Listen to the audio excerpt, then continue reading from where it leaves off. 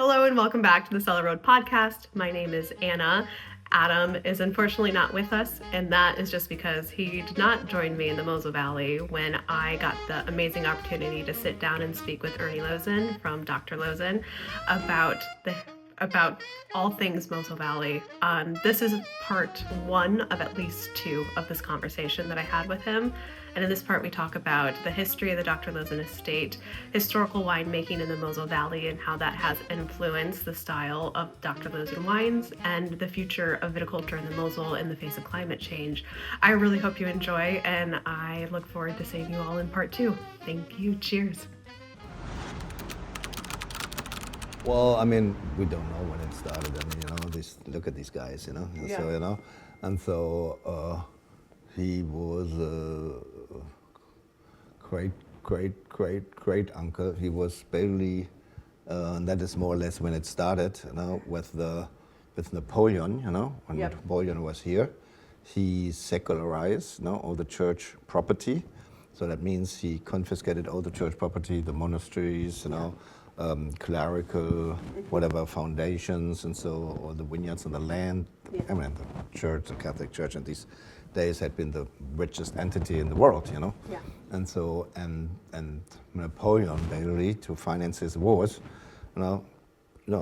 so thought it's possibly, creating the bourgeois law. Yeah.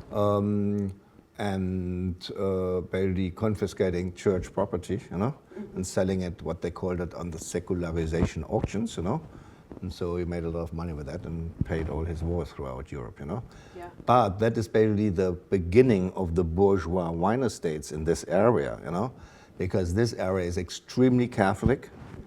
So everything belonged in these days, 200 before, even earlier, everything belonged to the church, more or less, They had the biggest, they had been the biggest vineyard owner in these days.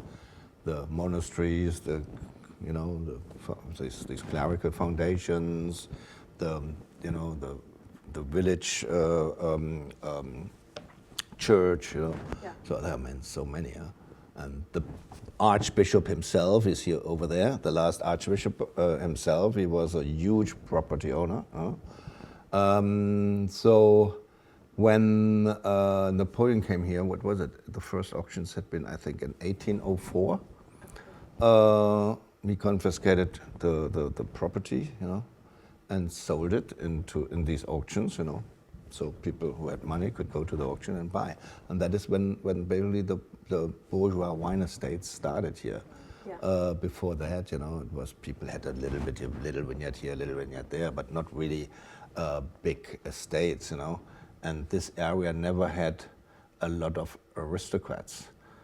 Because it was too unsafe for the aristocrats to invest here in the Mosel, because the problem was the French always tried to extend, the border to the Rhine River, Yeah. And therefore that we're on the left side, this was all since Louis XIV, 14th, it was always a war between Germany and France, And so as I said, the 14th, the 15th, the 16th, they always tried to extend the border to the Rhine, and that in between was this area, And so that was a very unsafe area to invest, So the only people, or the only aristocrats which had big properties here, Yeah. had been, again, aristocrats like this guy, who became bishops or, Yeah. or belonged to the church, Yeah. So therefore, we always say the company, the wine estate, is 200 years in the family, Yeah. It started definitely with, with Napoleon, the secularization, and here this great uncle, Yeah. He was barely a Prussian notary, who had been leading these auctions, Yeah. So, I would think that he knew what he could keep, for their own family, Yeah. Yeah. So what specific vineyard sites do you work with here in the Mosel? Oh, because this estate, the Dr. Loosen estate, is basically the amalgamation of two estates. very unusual because my mom, as my father, and I told you this is a Catholic area, was both single kids, you know, and in the old days, you know, I mean, especially in these kind of very strong Catholic areas, they breed like rabbits, you know, and they had a lot of kids, you know. And so very unusual that my mom and my father are only single kids, you know, but both inherited the wine estate. And when they married, 2 estates came together, you know, amalgamation of 2 estates.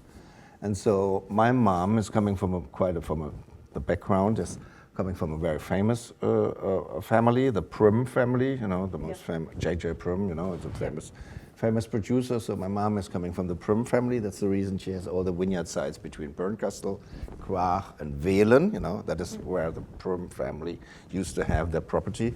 My father comes around the corner, you know, around the corner on the other side from Erzig, and that's the reason we have the vineyard sites in Erzig and Erden and Kinheim and in Lösnich, you know.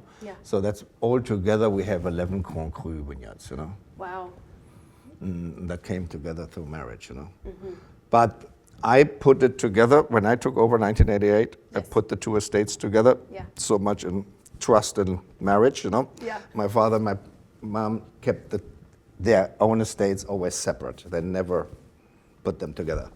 But when I took over the 2 estates, I put them together under one name. Because my mom continued under her name and under her family label, and my father continued under his family label. So they never put it together, you know.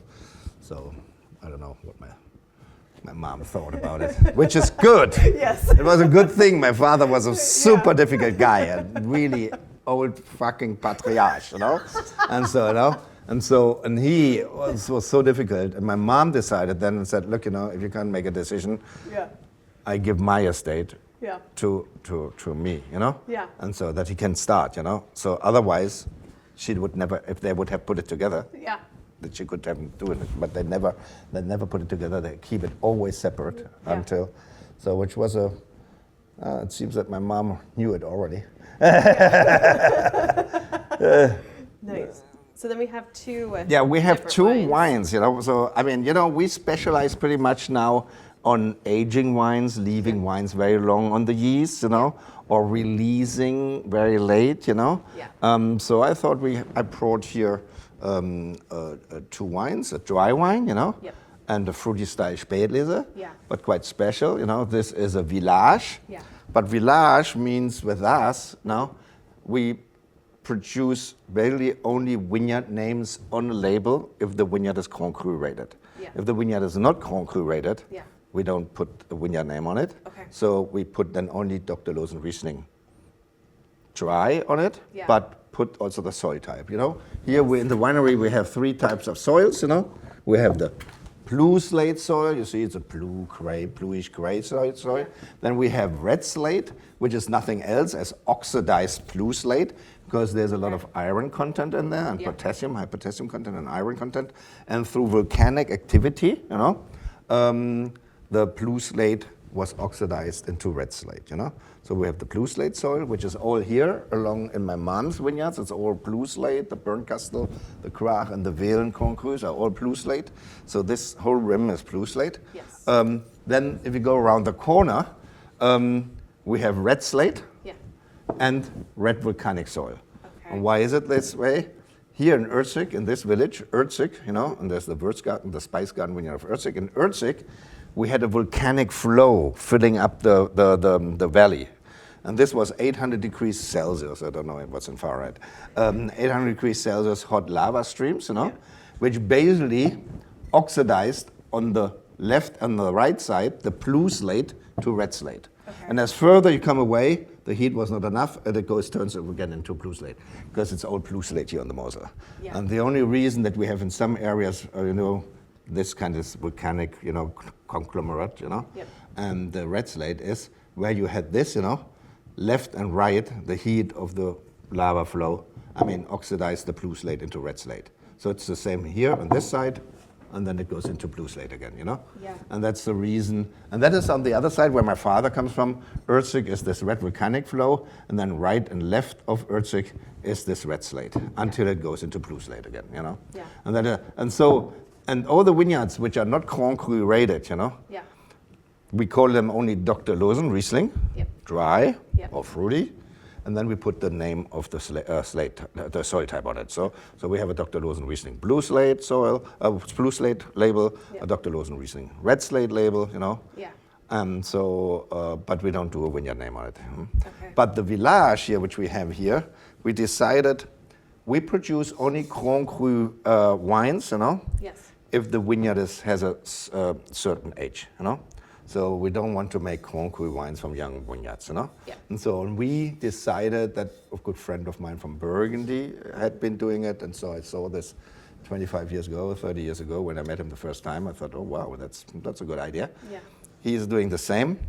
If we replant a Grand Cru vineyard, Yeah. then the wines are still very young, and then we don't want to make out of young vines, you know, the roots are not deep yet, and so, you know, we don't want to make Grand Cru wines. So what we do, we put it then into the estate Riesling, Dr. Loosen Riesling, Okay. the first 20 years, you know. And after 20 years, every 10 years you can say you have a jump of quality. If a vineyard Okay. gets 10 years old, you see already a difference, you know. If it gets 20 years old, you see again a difference, you know. If it gets 30 years ago, you see again a more intense, you know, Yeah. taste, you know. So after 30 years, it's more or less than done, you know. Okay. So that's the reason the first 20 years, we do the Grand Cru vineyard, you know, which we Yes. replanted. Yes. We put into the estate Riesling, Dr. Loosen Riesling, Yep. dry, blue slate, or wherever it was planted. Then if the vineyard is between 20 and 35 years, you know, Yeah.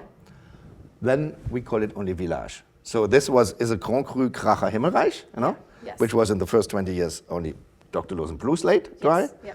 Then now, that was 89 planted on original rootstock, no American rootstocks. Yeah. So 89, so then this vineyard, now it's 35, it gets 35 years old, you know. So then if the vineyard is 20 years old, from 20 to 35 years, we declassified them from Kracher Himmelreich Grand Cru to Yeah. Village Kracher, you know. Okay. And so that is so, it is not a real village vineyard.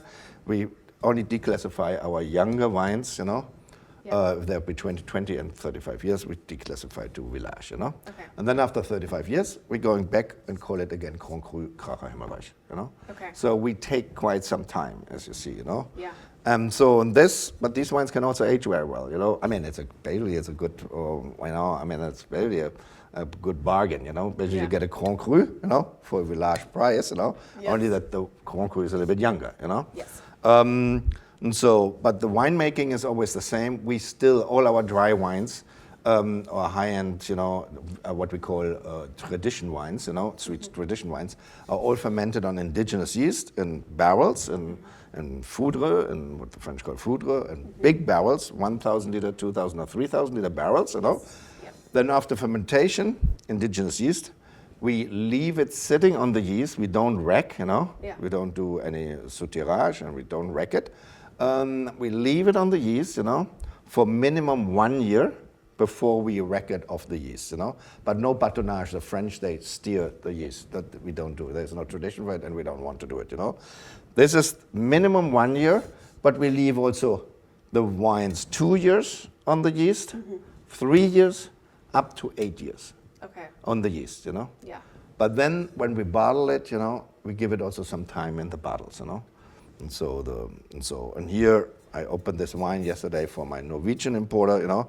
This was our Village. It's 17 vintage, so it's 7 years old now. Yep. Only to show him how, let's taste it, you know. Yeah. Otherwise it's a too dry of a session here. Drinking water is not an option. No.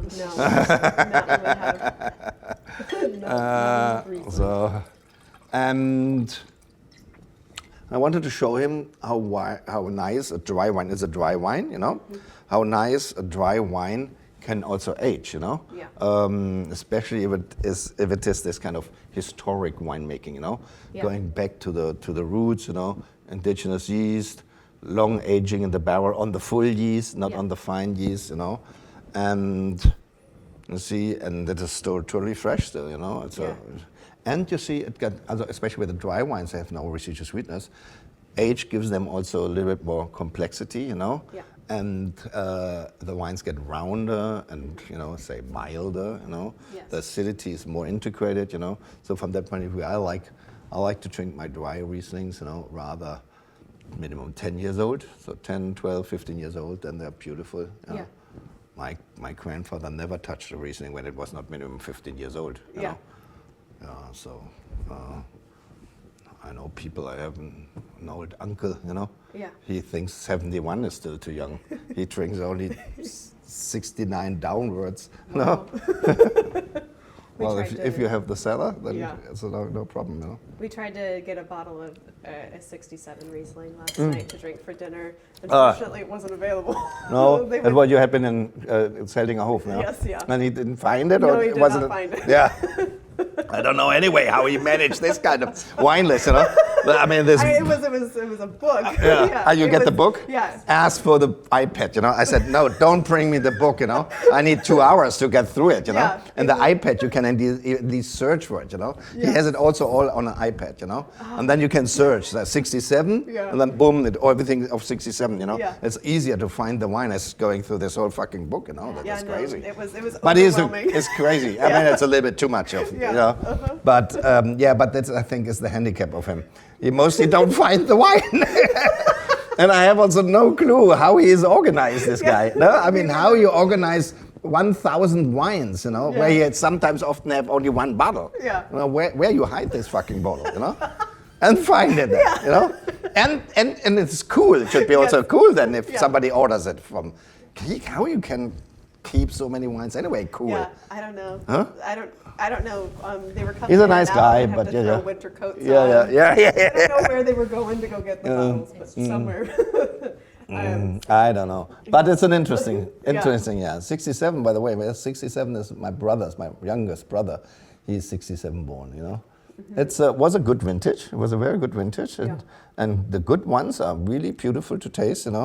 Some are fading away because it was a vintage with lower acidity, and as lower the pH, that means higher acidity, lower pH, is always the reason why wines can age very well. And it doesn't matter if it is Riesling or Cabernet or whatever, And so, but 67, the pH was a little bit higher because of lower acidity.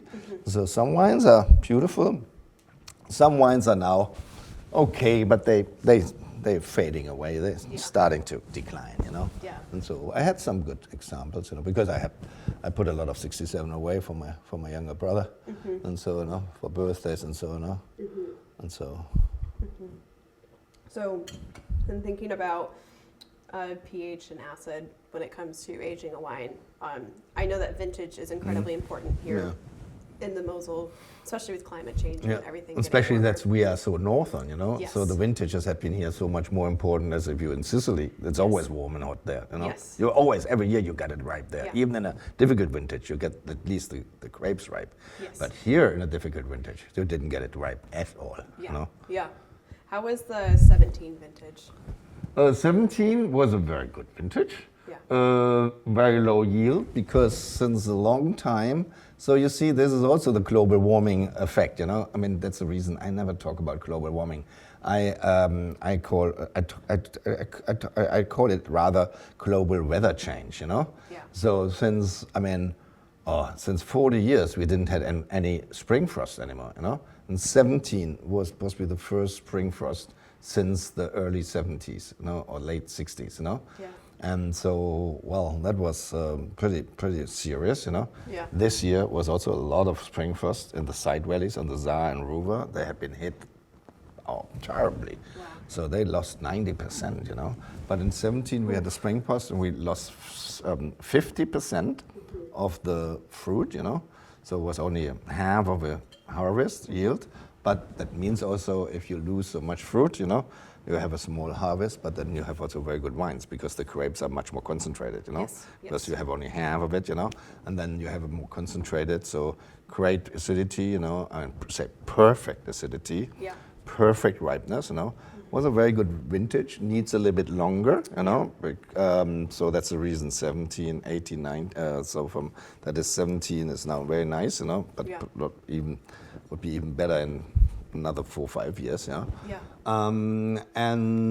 so it is reckoned as a very good vintage, very good, and a very good classic vintage, Yes. Because often vintages are only rated by the ripeness, Yes. But I mean, this is not a really, come on, only because it's overripe, that necessarily not a great vintage, Yeah. It needs a little bit more than only sugar ripeness in the grapes, Yeah. It's all the other things, as I said, pH, acidity, all these things, concentration, and that was 17 was rated very, very, very highly, in this case, Yeah.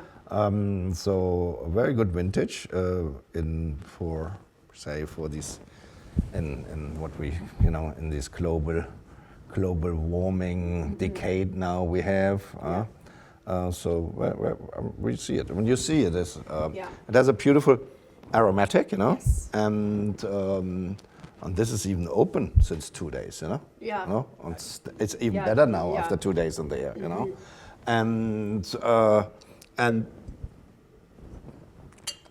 you see a nice grip. It's so And fresh. and all our dry wines are still moderate, 12.5 alcohol, the dry wines.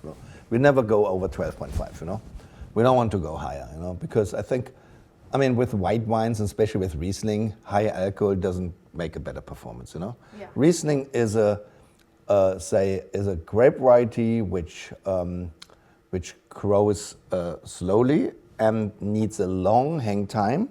But with the long hang time, I don't want to get over-ripeness, Yeah. Because hang time means also not only sugar ripeness, it means also aroma ripeness. As longer the hang time is, as more aromas you get, But often the problem is, if it is too warm, you need the hang time to get the aroma ripeness right.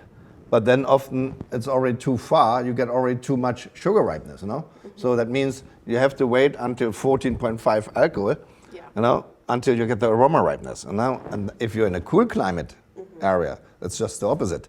You have to wait to get the sugar ripeness, Yeah. So you have already 130 days of hang time. Yeah. And then finally you get the sugar ripeness. And that's the reason that Riesling can perform with lower alcohol, because you get the full aroma ripeness, which balance out, say, the lack of sugar ripeness. Cool. So does that explain how the predicate system can work? It is because exactly. that That is basically the predicate system is basically a system which works only in very northern growing region, Yeah. Because here the predicate system was, about sugar ripeness, Yeah. We have been waiting and waiting, Yeah. Cabinet was the lowest when you started, Yeah. But to get an Auslese or Beerenauslese, Yes. you had to wait, until, end of November, Yeah. In the old days, my mom always says, "Oh my God, you guys are already starting harvest." When we started the first week of October, are you guys crazy? Starting the harvest already? We never started before 2nd of November. Yeah. They never started before 2nd of November. Nowadays, everything is done. So sure, we are earlier now, but we also have earlier bud break. So from that point of view, the hang time is still the same. Yes. But the whole thing shifted earlier. In the old days, we had bud break on the 15th or around 15th of May. Now Wow. we have bud break on between 10th and 15th of April. So Yeah. 4 weeks earlier, sure, the harvest is also 4 weeks earlier, So the hang time is still the same. We still have the long hang time so that we get the aroma ripeness, but still we don't get the over ripeness. We get the aroma ripeness, but not the over ripeness, But that works only, in a northern climate, So from that point of view, that makes these Riesling here from a northern hemisphere so attractive. Yeah. So you can make great wines with low alcohol, Yeah. So even we have dry wines with 11.5 alcohol, and they're still beautiful. Yeah. In the old days, it was even more difficult. The first dry wines I produced was 87, 88, 89. And the dry wines have been around 9.5, 10% alcohol. But 150 days of hang time, Yeah. And they're still great, If I open now an 88 bed, is at 9.5. We said, oh, fuck, 9.5. What's happening here? And so you forget these things, what's happening 35 years ago. Yeah. And so I remember we had a tasting here with some Americans and some people, and we did had a little dinner there. Yeah. And one of these guys from the American said, I never drank an old Riesling, Riesling dry, you know. Yeah. I said, oh, well, let's go to the cellar and let's find something. And then I found an 88, Bernkasser Leih Spätlese Trocken in these days. We Yeah. still use the predicate and put then Trocken on it. Yes. If it was Trocken. Yes. When it is not sweet. Yeah. And so, you know, when I poured it, I mean, wine was 30 years old, huh? And I poured it, you know, drank it, beautiful wine, you know. Yeah. And said, oh, wow, nice. So it was my first dry Spätlese, which I produced, you know. And so and then I looked to the, you know, as you do, look on the label. Yeah, nice. And so I said, what? 9.5 alcohol? The dry wine? Fuck, hallelujah, what is this here? You know, and so, yeah, in the beginning, it was in the beginning. Yeah. And so that was the maximum you could get on sugar ripeness, you know. But the wine performed so well, because it has 130, 150 days of hang time, it had the full aroma ripeness. And the aroma ripeness, you know, balanced it out, you know. Yeah. And so the next day I've been going to Bernie and said, Bernie, my winemaker, you know, he's 40 years with me now. And we just celebrated last weekend his 40th anniversary here in the company. You know, I said, Bernie, man, I had one of our Erstlingswerk, you know, our first dry wine we produced, the 88 Bernkasser Leih Spätlese Trocken, you know, a really nice wine. But I had been looking to the label and said, fuck, this is 9.5 alcohol. What was the must rate? You know, Spätlese Trocken, 9.5 alcohol. And they said, that was even a little Auslese, you know? And Auslese started with exactly 83 Öxler, you know? Yeah. And he said, I declassified it, you know? I mean, it started with 83 Öxler. I declassified it from Auslese 83 to Spätlese. I said, well, that's not really a declassification. Yeah. But that was the days, you know, as it was. I mean, that means the weather had been becoming warmer. Yeah. Possibly the 9.5 was not ideal, but that was the maximum you got in these days. That was the pinnacle, you know. So we see that we have been now in the last 30 years, in the top Grand Cru vineyards, we are have been going from 9.5, 10 in these days, up to 12, you know. So we are 2 volume percent in average higher than 30, 35 years ago. Yeah. But this is not a bad thing in this case for us, at least, you know, the global warming, because we get at least every year the grapes ripe, but not overripe, and that is the difference, you know. So I mean, there's nothing against, you know, having perfectly ripe grapes, but not overripe grapes, you know. So because in these days, I still the generation which remember these horrible vintages like 72, 74, you know, 77, 78, 1980, 84, you know, 87. Hey, the 1980 was so horrible, you know. I mean, so low ripeness. I mean, 23 gram acidity, you know, and 5% potential alcohol sugar ripeness, you know. And so, I mean, it's just barely you couldn't make wine out of it, you know. I mean, and the 80, I still have 3,000-4,000 bottles of 1980 in my cellar, you know. They start now to come around, you know. But this is not a business concept if I have to wait 40 years before the wine becomes drinkable, huh? I am curious for your take on this. I was having a conversation with a master somm named Robert Jones about a month ago. We did a German wine dinner and paired several different Rieslings. He was just sharing a thought that he thinks that the predicate system might become meaningless in the future as things continue to get warmer. Yes. Well, I wouldn't say because of things get warmer. He's totally right. I say that exactly the same, because a predicate system makes only sense if you can rely on the predicate. The cabinet was always a lighter style of wine with higher acidity. So say natural ripeness, about natural sugar ripeness, about 9.5 to 10.5 potential alcohol sugar ripeness. That is what we still do. Then Spätlese was a little bit higher. Spätlese, later harvested as Cabernet, used to be between 10.5, say, and 11.5 potential alcohol sugar ripeness, and Auslese was above. But if everybody get everything overripe and declassify all his Auslese to Cabernet, and that I heard from growers, all the growers are doing it, they declassify everything. Oh, I harvested only Auslese, but I have no customers for Auslese, I declassify everything to Cabernet, Then it makes no sense anymore. Yes. Because if I go to a restaurant, I have a certain idea what the Cabernet would work very well with, Then I have the idea to get a real Cabernet, with a higher acidity, lighter style, 8% alcohol, 8.5 alcohol only, and, no botrytis, very pure, clear fruit.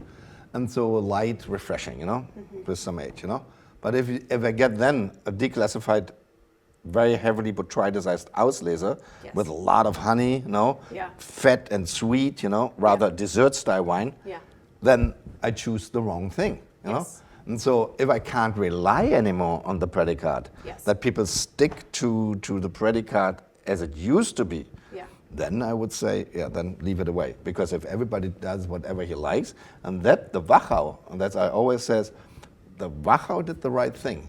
We have only minimum ripeness level to make a predicate. Yes. So then I can always declassify it, I had even a grower who showed me a wine, and it was Spätlese, I tasted it and said, oh, fuck, what is this? Hey, man. This is a TBA, or? Yeah. He said, yeah, nearly TBA. Whoa. And I said, well, and you declassified a TBA, Trockenbeerenauslese? Nearly Trockenbeeren was very high-end Beerenauslese. You declassified it to a Spätlese? What is this for nonsense? I said, I don't have customers for Auslese, Beerenauslese, Trockenbeerenauslese. So everything is declassified to Spätlese. But that, again, if I would be in a restaurant, would order the Spätlese, say for, I don't like these big fat sweet wines with foie gras. I like the lighter sweet wines, like a Spätlese, which I think is perfect for foie gras. We had just had this wine yesterday for foie gras, the Spätlese. And and then you order this wine, the Spätlese, as you want it, and then you get a big, fat, rich, sweet wine. Yes. So why he's putting a predicate on it, Yeah. That is misleading, Yes. Then if it doesn't work anymore, that you don't, if you order something and you don't get what you order, because the grower says, no, I want this, and I declassify everything. And so then he is right. He's totally right then to say, look, it makes no sense anymore. Yeah. And that's the reason I think there's not many people, but we stay internally with us strict to the predicate levels, Yeah. So that means if a wine, is outside of the 9.5 to 10.5 potential alcohol sugar ripeness, say, then we don't declassify it. Okay. Then we call it then Spätlese. Yeah. Don't declassify it. We want to have the Cabernet, we want the pureness of a Cabernet and stick and also harvest it due to these kind of, Cabernet, datas, Yeah. And so that makes, then the predicate makes sense, Yeah. I think Prum is doing the same. J.J. Prum is doing the same. Yeah. But sadly, too many people, declassify, and then you have no clue anymore what you got, Yeah. And so that is the reason, and that is also the reason that the VDP, we are the member of the Fine Wine Growers Association, that we decided with the dry wines, not putting a predicate anymore on it, because it's anyway misleading. Most people think a predicate wine is sweet, which was traditionally right, Yes. But then the people said, oh, what is then the Spätlese Trocken? I thought Spätlese is always sweet, or Auslese is always sweet, Spätlese Trocken, Auslese Trocken. There's a little bit of a contradiction, Yes. And so that's the reason the VDP decided we don't put any predicate anymore on the dry wines, We only concentrate on the soil and the vineyard, Yes. As it is in Burgundy, Yep. But we continue the predicate because it's a long tradition, but predicates are only allowed to be in the sweet style, in the fruity sweet style, Yes. But then we decided, but if we continue this, then the Cabernet should be also express exactly what people expect from a Cabernet. And the Spätlese, what the people expect from a Spätlese, and what they expect from an Auslese, Yes. And so that we are very strict with that, And therefore, I think then from that point of view, this he is totally right. He's totally right. But sadly, 90% are not sticking anymore to to these rules, you know. And Yeah. then it is so misleading, you know. Yes. That's good to know. Because part of me really appreciates the predicate system. Yeah. Because, you know, like if I want a light, easy drinking wine, I cabinet, just will then you get go for a cabinet. But it has to be a cabinet. But if you get a declassified Beerenauslese, then you say, wait a minute, you know, there's something wrong with this cabinet, you know. Yeah. I mean, even that the people say, but you know, he got a great value. He get a Beerenauslese declassified as a cabinet for a cabinet price. Yeah. Yeah, but fuck, but it doesn't fit with my food, which I ordered for it, you know. I can't eat 5 courses of foie gras. Meat, butter. Very interesting. And I thought it's interesting to have a dry wine, which is a little bit some age. Yeah. And this winemaking we do here, long aging on the lees, you know, in the barrel, no batonnage, no steering. And so, and then we have, beside of this, we have also dry wine, you know, we call it reserve, you know, which is 2 years in the barrel on the full yeast. Yeah. And after racking it, you know, it is made in the totally historic style because my grandfather from my father's side, from my dad's side, on the other side here with this soil, my great-grandfather and grandfather, he produced only dry wines. Very unusual for these days, you know, because Mosel was always known for the fruity style cabinet, Spätlese and Auslese. Yeah. But he made only dry wines. He said, no, sweetness doesn't belong to wine. Wine has to be dry, you know. Yeah. And he kept then the wines, you know, so in the late 19th century to the late 1928, 29. And so because then technology like filters had been invented, you know. Yeah. He kept the wines 2 years, 3 years, 8 years in the barrel on the full yeast, you know, before he wrecked it, you know. Wow. And so we do the same thing. For the reserve wines, we keep them 2 years in the barrel on the full yeast, no batonnage, you know. And after 2 years, only topping up, you know, sure. The barrels get topped up the whole 2 years, you know. Yep. And then after 2 years, we wreck them, you know. And without filtration, as it was before you had technology, you know, I always say, you know, in the old days they had a lot of time but no technology. Nowadays we don't have any time, but therefore a lot of technology, you know, to balance it out, you know. But in the old days they had a lot of time but no technology, no filters and so on. You know? And so we do it the same way. Yeah. The wine 2 years in the barrel on the full yeast, we wreck it and bottle it without filtration and without fining. Because if you keep it so long in the barrel, the fining is done all itself, you know? Yeah. Because the fining you need only, but then you need also filters to speed things up, you know? Yeah. But if you can take your time, you know, then the wine fines itself, you know? Yeah. And then you don't need a filtration and you don't need the fining. And then we bottle it. But then the wine stays another 4 years in the bottle before we release it. We just released 2018, you know? Yeah. And then we have the homage to my great-grandfather, who did this long aging on the yeast. We do a wine which is then 3 years in the barrel on the full yeast, you know, topping up. Yeah. And then we bottle it also without, you know, filtration and fining. Yeah. And then it stays another 10 to 11 years in the bottle before we release it.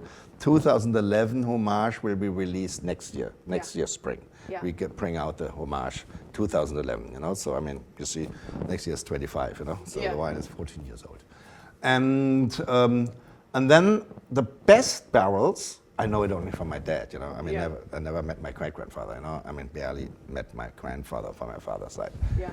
And he said, the best barrels, the grandfather, Fritz, you know, he kept the wine 8 years in the barrel on the full yeast, you know. Always topping up, you know. And then after that, after 8 years on the yeast, you know, we also rack it without filtration and without fining. We bottle it, and then we keep the wine another 7 years in the bottle, so that it's released after 15 years, you know. Yeah. And so, the most extreme I did so far, the wine is not released yet, only 100 Magnum bottles. I found here in the library, that is the library of my grandfather, you know. He was a very intellectual guy here from my mom's side, you know. Very intellectual guy, yeah. And and I found an old winemaking book in this library from 1817. It's called Der Kellermeister, the winemaker, the Kellermeister. And so, and there it was described that 200 years ago, that Riesling from Rhine and Mosel was kept 20 to 30 years in the barrel on the full yeast, by topping it up in a clean cellar. They mentioned it, in a clean cellar. Can you read how dirty the cellars have been in these days? If you have to mention it, in a clean cellar, And so, and then it is described, if you do this very simple winemaking method, I mean, you make wines which can age forever, Yeah. When I found this book, it was 1981, I studied archaeology in these days, I never wanted to be a winemaker. I always said you have to study the wrong thing. How you end up in the wine industry and inherit the wine estate, from your parents. You only have to study the wrong thing, Yeah. So because as an archaeologist, there you have two options in Germany, Either social welfare or taxi driver, but you never get a job. And so then my brothers and sisters who all studied, my father always said, this fucking nonsense, I mean, study law or physics like your brother, or become my wife, I mean, social economy, or something like that, and do your fucking PhD, but what do you want to do with archaeology, And so again, he never financed me. He didn't pay a penny, but my mom said, "Oh, let the boy do it," So my mom pays me the university, And so but again, a job you never get for it as an archaeologist. And then it was my brothers and sisters said, "Hey, you better take." Nobody wanted to take over the winery, and they said, "You better take the winery. We're not going to support you, with your stupid archaeology, And so you better take the winery, And so that's just how you end up. Getting a winery, But I became very enthusiastic about it, I really love it, And so, I had a lot of quarrels with my dad, and so, he was a difficult person. And so, we barely developed our own thing. But he always told me then, his grandfather, how we made these dry wines, And he said on the best barrels, the best barrels he kept up to 8 years. And then I found this old book here, where they said 20 to 30 years, 81, I was not yet in the company, I was still studying. I said, but 81, I mean, how can you keep wines 20, 30 years in the barrel without oxidation, I thought that must be all Madeira or sherry or so, I mean, 20, 30 years in the barrel, that sounds very oxidative, Yes. And I wondered myself. And so, I have been asking my dad. My father was not a winemaker too, by the way. He was a lawyer, and he was lifetime MP, member of parliament, and lawyer, and so blah, blah. And so, and I asked my dad and said, can I have a barrel of wine, And he said, yeah, do whatever you like, I don't care, As I said, he was not so interested. And so I took a 1981 Wilner Sonnenuhr, the very famous vineyard site over there, and kept it 27 years in the barrel after this recipe, And so, and bottled it in 2008, and kept it until 21 in the bottle, So 21, it was 40 years old, the wine, and released the first 100 magnums, of the wine, 40 years old. With a special label. A good friend of mine is a very, very famous German artist, Markus Lippertz, He belongs to the top 5, like Baselitz and, Richter and so, And so he made the label, and so we made, because he just got 81 then, And so I thought, I have an 81 wine, and he gets 81 on this, and he made the label, and so we released the first 100 bottles with his label, and an original lithography comes with it, But I still have 1,750 milliliter bottles, And these guys, the 750 milliliter will get released when they're 50 years old, in 31, So I'm sure that I'm the only one who is waiting 50 years to release a wine, And so, and that is the dry wines, our dry. So we had We had a very nice tasting in spring with a wine spectator because the girl who's responsible for German wine, she heard that I'm doing this extremely extended lease contact with my wines, you know. Yeah. So I mean, it's a kind of, it's not natural wine or orange wine, you know. Has nothing to do.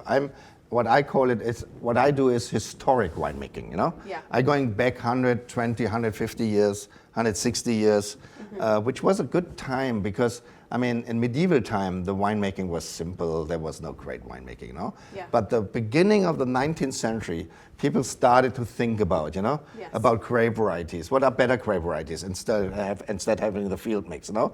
A lot of things developed in this 19th century towards better quality, you know.